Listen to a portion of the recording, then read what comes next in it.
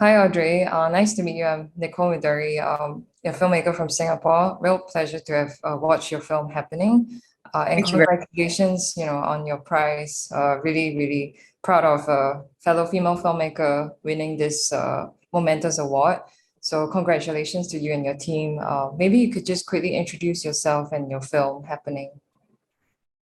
Okay, I'm a French filmmaker. It's my second movie. Previously, I used to write for others. I used to work as a screenplay writer and as a journalist.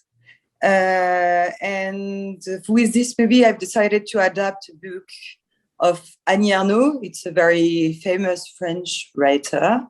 And she writes about her life, basically. And that precise book talks about her being a very promising young student until the point when she fall pregnant, and she decides to have an abortion.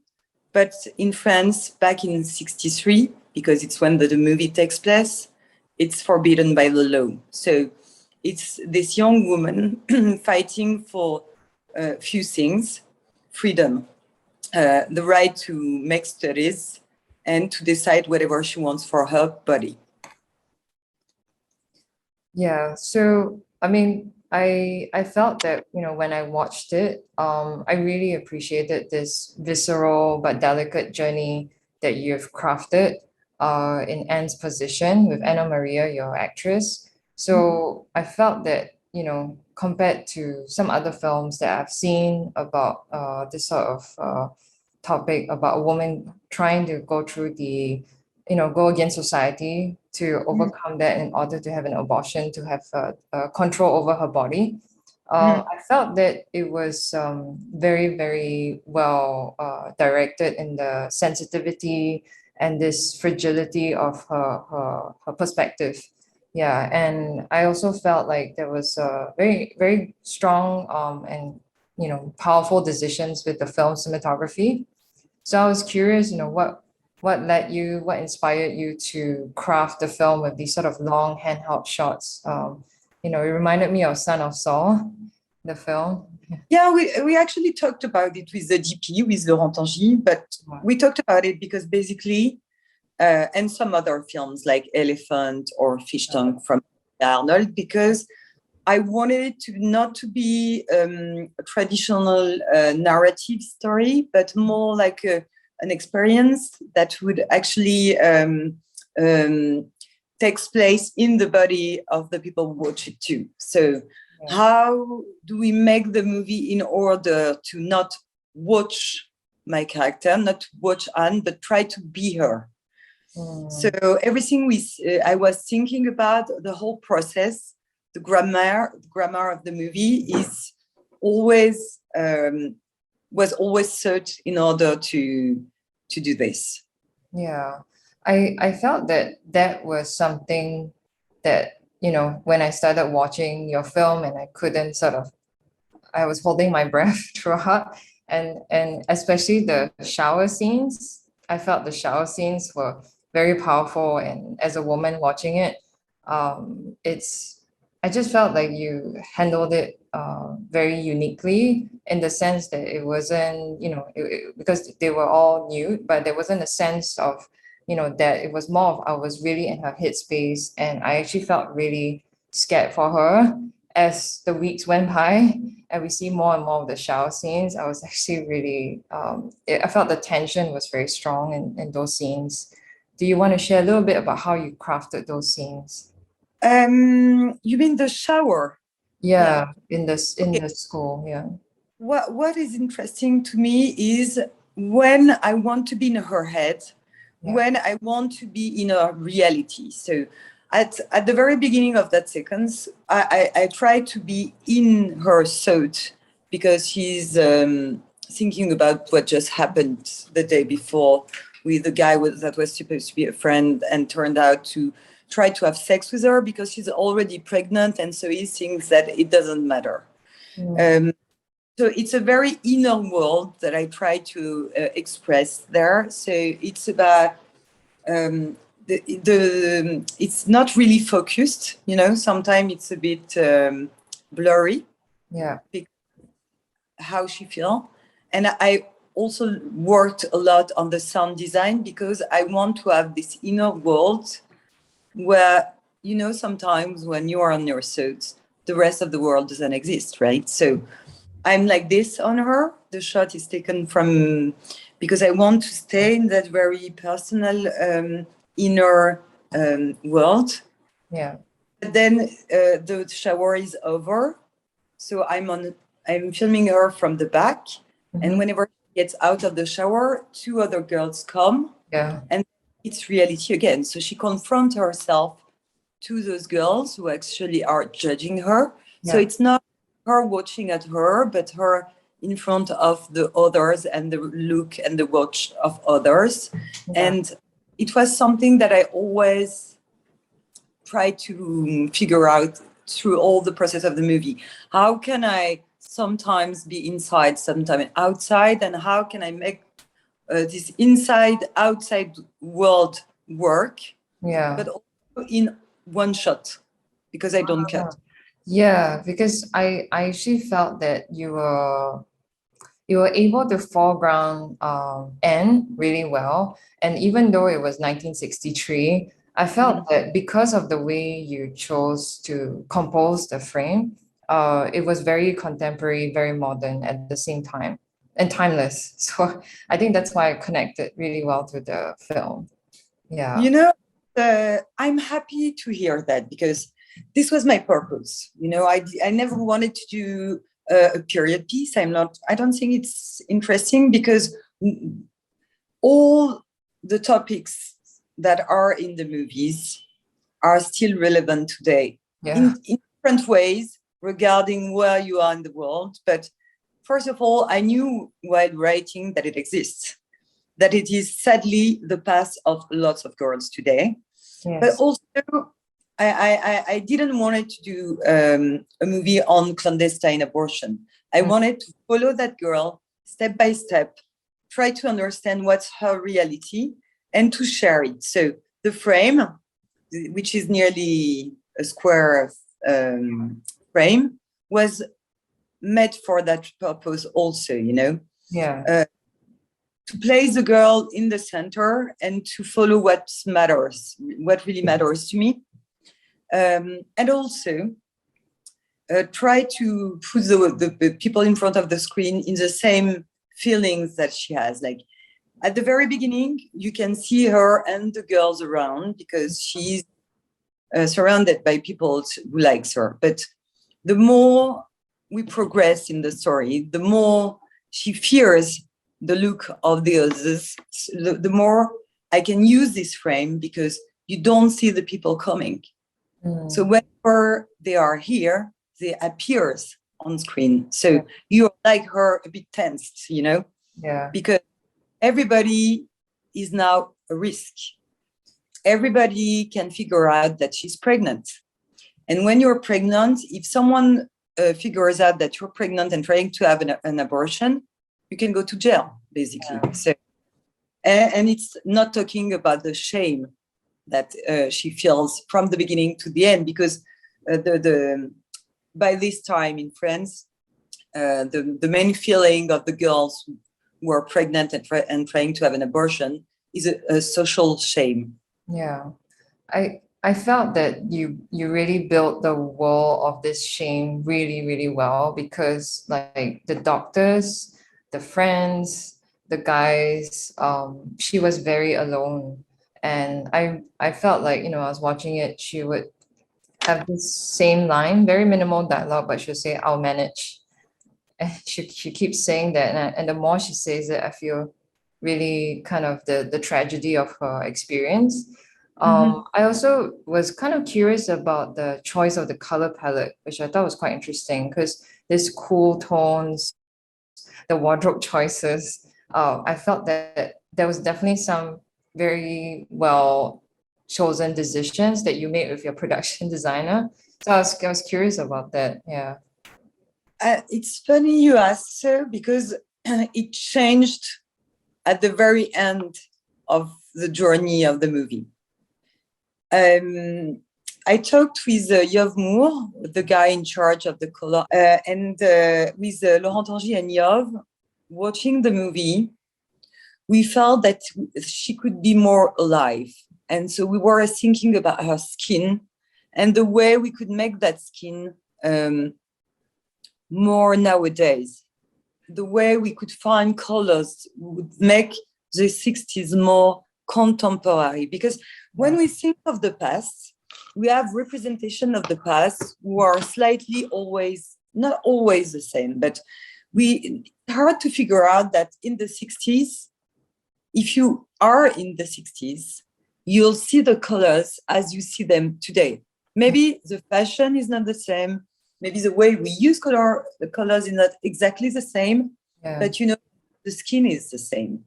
Yes. So we were thinking about that truth. Sorry, I was thinking about how much truth we want to have on screen, how much I want to feel that this girl could be walking on the street today. Yeah, so I felt that helped with my feeling that, you know, this was a timeless story, even though it's set in 1963. And, you know, again, I felt everything was kind of in harmony, your decision making. So I was curious, since we talk about cinematography, we talk about production design, how did you cast Annamaria actually? I have a very good casting director, first of all, Elodie Demey, and it's the second movie we're doing together. So now we know each other a little bit more, I guess. And I asked her for several very precise things. First of all, I wanted to find someone who already made movies because the camera is so close. I needed to have someone who can actually play with having Laurent and the camera there most of the time, you know, so close to her that she would have to forget him. Yeah. And by the way, they had to, I felt while making that movie that it has something to do with dancing, you know, with the ballet. Yeah. Because they find a common reason and a way to move. And I asked them to find a way to move together. So they trained themselves, and it happened quite easily, by the way, but they trained themselves to find a common reason.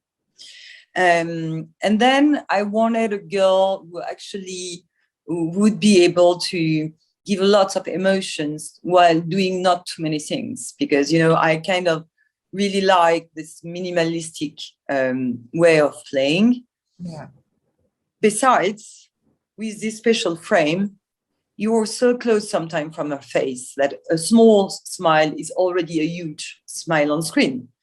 So I didn't wanted someone who would do too much, because the movie would have been unbearable, not watchable, not good at all. So she has both qualities. Yeah. And then I was really looking for my intellectual partner. Meaning, it's the story of a girl who is studying literature and who will a day become a writer. So I really needed to have someone around who understands the texts, someone who is related to the words, someone who understands the meaning of the words. So basically, the casting first was rehearsing some sequences. Then we started talking about literature. And that's when I realized that I probably had found the right person. Plus, I must also say that she never tried to seduce me. She arrived at the casting and she was asking me questions, like, nearly, why would I do that? And I was like, oh my God, she's like the character. They already had something in common. No, that's great. I mean, this is something also I try to have with my actor. And I think in the same time also, you know, with the perspective of this young woman who's questioning the society. I mean, it sounds like Annamaria was really the perfect person for this. Which links me to my other question. I was curious about how do you shape the character of Anne with Annamaria? You know, like in terms of during the pandemic, did it help the process or did it prevent you guys from being closer? How was it like shaping Anne? Actually, we had more times that we were supposed to have.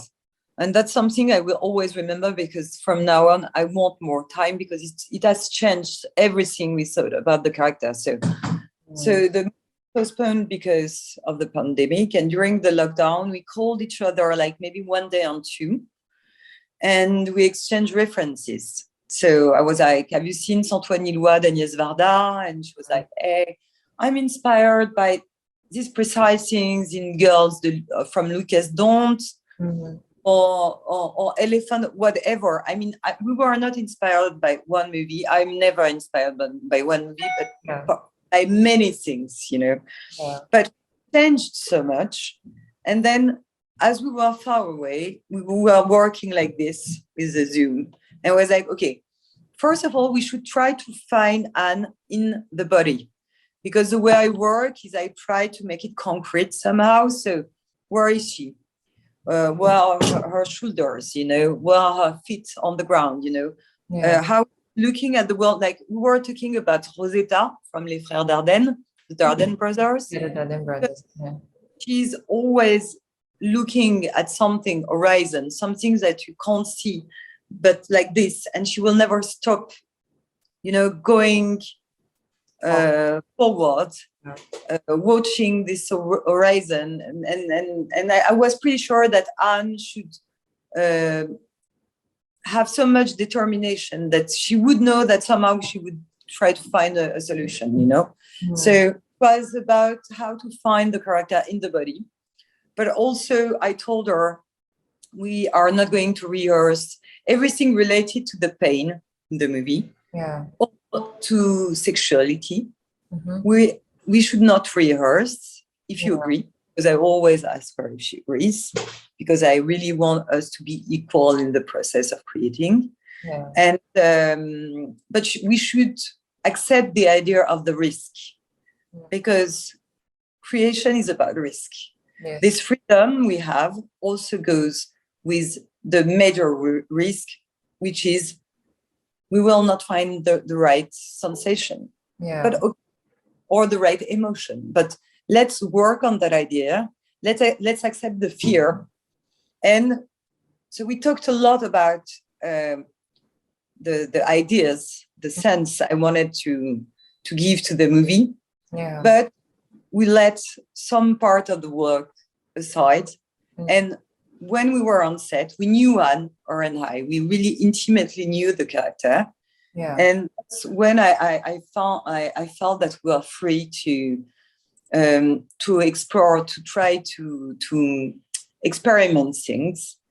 And so sometimes we're working like this. She was on one side, I was sitting on the other side, and we would do the same thing. Like I was like, okay, first of all, my stupid idea of the pain is when you are in pain, you shout, right? When I see her shouting, it doesn't work at all. And I'm like, okay, let's find something else. And I told her, like, maybe it's like you're running out of air. You're going to faint because you don't have enough oxygen. So let's try to reverse the process, and let's try to make it come into the body, not outside, but inside. And so that's how we worked on the idea of the pain until the moment she's doing something and I see her doing it, but I'm doing the same and she sees me doing it. So we both know when it's right. Okay. So it's the right way to do it. Yeah, I mean, it sounds like this collaboration you had with Annamaria, it really was, you guys were on the same page even, the whole time. Because during the physically difficult scenes, the abortion in the woman's house, I was quite frightened for her. And I was also wondering how did she sort of prepare herself, but you already kind of explained it on set. How you guys were not prepared. Sometimes things happen. I mean, there was one special sequence that took me, it was so intense that I that I started crying. You know, I couldn't help it, and so because it was the right way to do it. You know, the sound engineer came to me and said, "Audrey, I'm pretty sorry to ask you this, but do you think you can go a bit further, because I hear you more than the actress?" Crying. Which scene was that? I'm not going to tell you because I don't want to say what's in the movie. Okay, so sorry. Yeah. No, I'm not. No, sorry about the process. Everybody have seen the movie. Yeah. This is post screening. So this was the needles. Oh, The okay. part of the process, because I was focused on her face for so much time. And I have to say something about it. To me, making the movie was, first of all, a very huge question about the time. How long should the sequence be? Because as I don't cut that much, we have to find on the set, during the process, the right length of the. If it's too short, it's theoretical. Like if I say he's in pain and I show it, you'll understand. If we manage to keep it for a while, then you start feeling it in your own body. But if it's too long, it's provocation.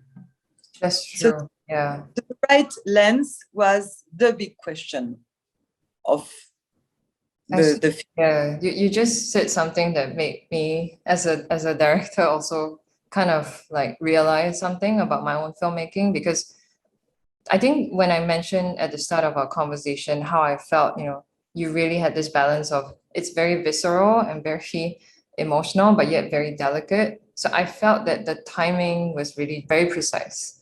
So now that you've because I was wondering what was it, and I was like, yeah, you just said it's the timing. It's really, really. Talking about the time. First of all, when I wrote the first version of the texts, I was completely wrong, because I thought, okay, she's going through a kind of very intense emergency, so the sequence should be short and quick.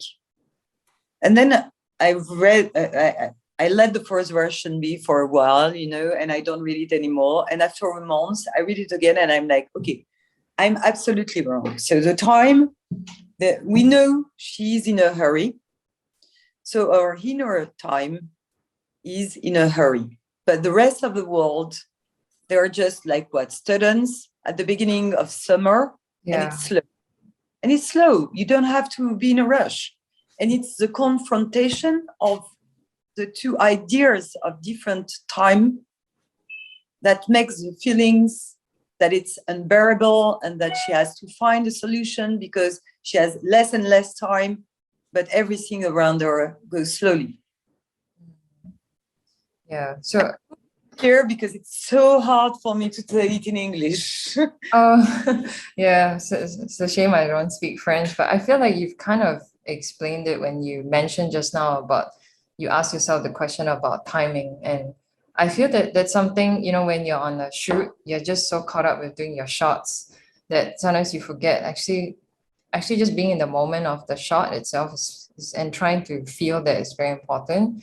So I like that you didn't have so much shots actually. And it kind of like, even the scene where they're dancing at the start of the film and your camera's just circling her. Like, I really like that, because they're the girls out on a night, on a night out, and we're kind of in this scene. It doesn't feel like we're watching a film. I feel like we're watching real life. Yeah. So yeah, I really, I mean, I also was curious, after going through this film and winning the Golden Lion, what's the next film for you that you're thinking of, or what's the next story you hope to tell? I can't exactly say because it's too early, but what happened to me, and it's strange. I started writing last summer because I was thinking, okay, because there is a topic that is important to me. And I was thinking, whatever happened in Venice, I want to follow my road the exact same way. And I thought, whereas they like the movie or not, you know. But I talked with my sorry, No worries. the charge of the sales of the movie. Yeah. And he told me about another topic. And I could never say how it happened, but sometimes something is growing in your mind, your unconscious mind, you know, and you can't help it. So now I'm in a trouble because I have two topics. And I'm in an inner fight. And I'm like, which is more important to me? And I can't decide. So my plan now, because I spend a lot of time talking about the movie, and now I really need silence and writing, you know. So my plan is to spend the next year writing, maybe trying to write the two movies and figure out what is, you know, more important. But I think it's a very hard question. Yeah. But I think also, you know, in terms of the kind of topics that you embrace as a director, you know, and with the success of Happening, I'm actually, I mean, I'm really excited to see the next film and next two films maybe. Like both of them. Yeah, and I also, you know, am really happy to watch these stories from the perspective of a female director who has this sort of collaboration with the actress. Yeah, because I think it's very courageous and very, like you said, the risk, right? If we don't take risks, then how are we gonna make films? So yeah, I think I'm just, you know, really happy I got to have this conversation with you as well. And I think I yeah, thank you so much. And I'm going to watch your movies too. And I hope that the next time we'll have post conversation, not more like an interview, but proper, absolute conversation in between two filmmakers. really enjoyed the conversation. Yeah. So take care and all the best. Yeah, all the best with the writing. Thank you. Thank you. Bye. Bye. Bye.